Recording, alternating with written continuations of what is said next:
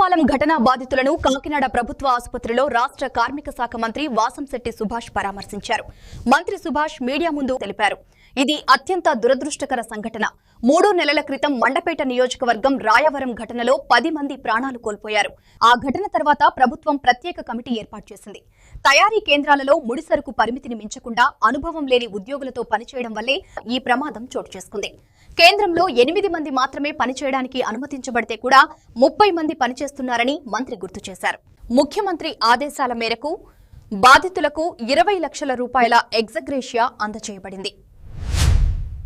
50,000 రూపాయలు కూడా కేంద్రం నుంచి ఇస్తానని చెప్పడం, 2 లక్షలు చనిపోయిన వాళ్ళకి ఇస్తానని చెప్పడం కూడా జరిగింది, ప్రకటించడం జరిగింది.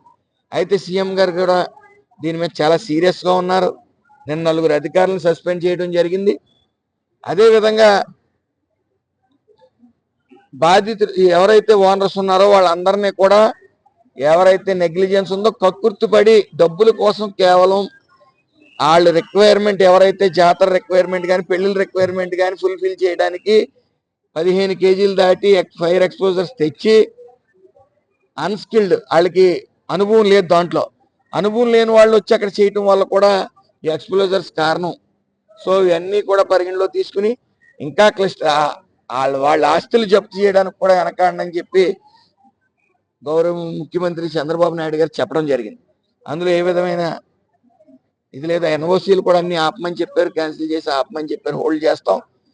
మళ్ళీ ఇప్పుడు శివకాశి లాంటి ఇవి ఉన్నాయి, అటు పక్కన కూడా ఒకసారి ఓ టీంని పంపి అక్కడ ప్రమాదాలు ఎందుకు జరగట్లేదు, ఏమైనా మిషనరీ ద్వారా చేసే అవకాశం ఉందా ఏంటనేది చూసి దాని మీద నిర్ణయం తీసుకోవడం జరుగుతుంది.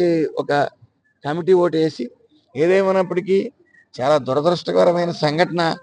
రెక్కాడితే డొక్కాడిన బతుకుల్లో ఒక కుటుంబం అయితే తల్లిదండ్రులను కోల్పోయారు, ఒక కుటుంబం అయితే ఇద్దరు పిల్లలు కూడా రోడ్డు మీద పడే పరిస్థితి. అయితే ప్రభుత్వం మాత్రం అన్ని రకాలుగా ఈ టిల్లి సైట్లు కానీ వాళ్ళు చదువుకుంటే ఎంతవరకు చదువుకుంటే అంత చదువు కానీ వాళ్ళకి ఏదైతే ప్రామిస్ చేసామో అన్నీ కూడా ఖచ్చితంగా ఇచ్చి తీరుతుంది ప్రభుత్వం.